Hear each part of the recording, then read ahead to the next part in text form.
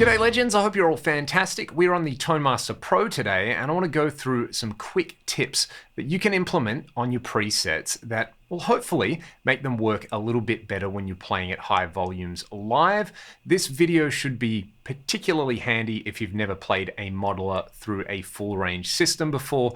Let's say you're used to playing, say, a traditional rig with pedals into a stack or a combo amp live with guitar speakers, and you've got one of these and maybe you're finding the overall experience a little hard to dial in. So let's dive straight in. I've just got the Deluxe Reverb amp model up at the moment. You can see I'm using the software editor on here. Let's hear the starting point. I've just basically stuck to stock settings on here. I've turned the overall reverb all the way down and just tweaked the volume, treble, and bass to my liking. This is the tapped mode of my PRS DGT.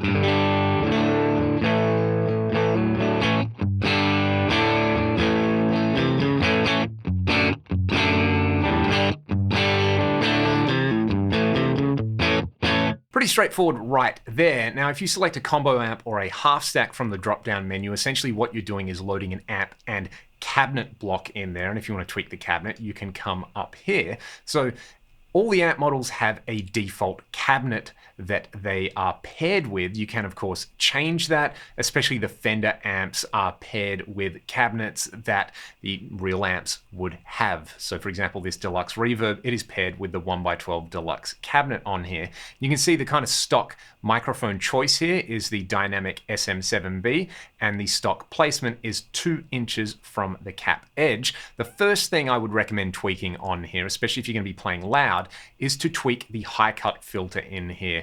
The low cut in most of the cabinet blocks on here is around 80 or 90 hertz, which generally works pretty well. But I find playing really, really loud, bringing this high cut filter down below 8K works really, really well. If you're listening on your phone, sitting on the toilet, or you're listening at low volumes, this is just going to make everything sound a little more dull. But if you do have the opportunity to crank your monitors up, you'll hear that taking all that excess high end and fizz out still leaves the body of the guitar tone intact. It just gets rid of all the annoying artifacts in there.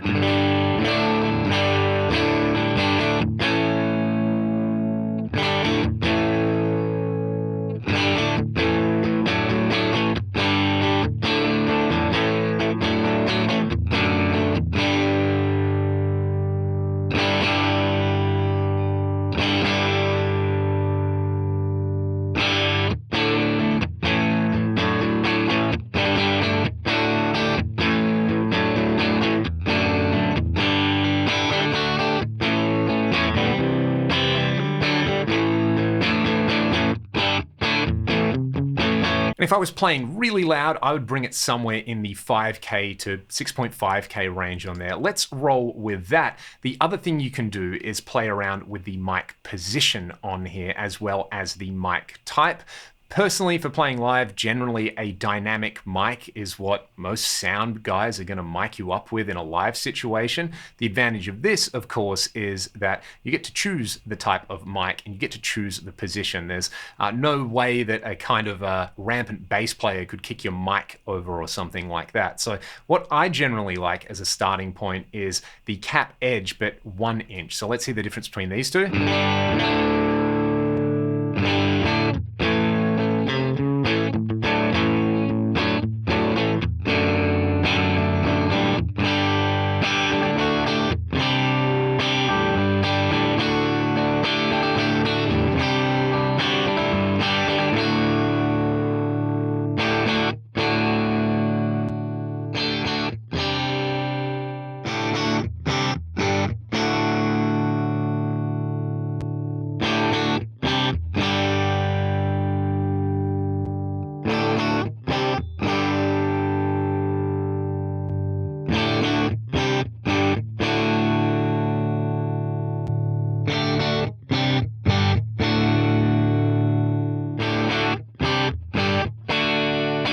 So we heard a bunch of different mics in there. And again, if you're inexperienced with this, essentially fix all the other parameters and just tweak one thing at a time. So you could see in there that we fixed the mic position. We have fixed the high and the low cuts in there. We just tried different mics. Once you find a mic you like, then you can start experimenting with the overall positioning in there. For me, that sounds pretty cool for this sort of sound.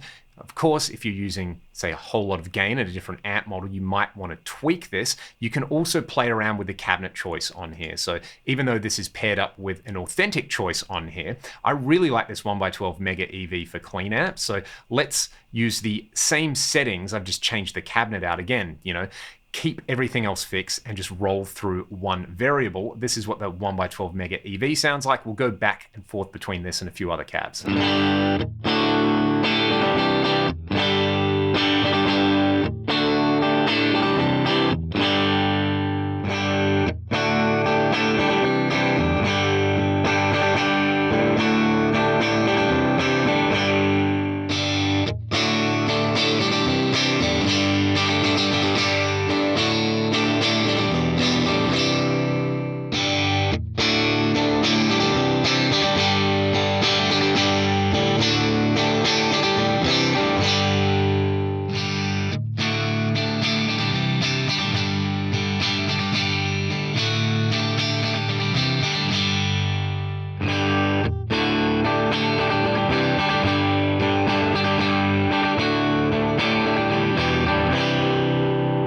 Now, I am a sucker for a 4x12, especially some greenbacks, and I really liked that greenback choice on there. The other one that surprised me was how good that creamback cab sounded in there. My last piece of advice, well, actually, there's two more pieces of advice in here, but regarding cabinets, once you've kind of auditioned a lot of the different cabinets in here, if you've got multiple patches and you're pairing up multiple different amps, say for different songs or parts of songs, I would recommend sticking with the same cab, the same mic position, and the same high and low cuts, especially in a live setting. Think about what you would be doing with a traditional rig. You might have a multi-channel amp, or you might have a single amp with a few different gain stages in the forms of pedals or pedals and channels on there. But the thing that is going to be fixed is going to be the cabinet and the microphone in there. So once you've found your favorite cab and mic and high cuts and low cuts and mic position in there, keep that consistent and you will get far more consistent results live. And then the proper last thing, again, if you are not used to playing in a direct situation, you're going to be hearing the sound of a mic'd up cabinet, and it can be really dry and direct sounding. So what I would recommend is adding a little bit of reverb, either a subtle room or a subtle plate. I actually really like the plate reverb in here, and connect it after the amp and cab block. If you're used to using a pedal board and running all of that into amps, this might seem a little bit weird, but consider this studio style or live style if the front of house engineer was adding some reverb to your mic'd up guitar. So let's just find the plate verb, kick it in, and I'll let you hear it with and without.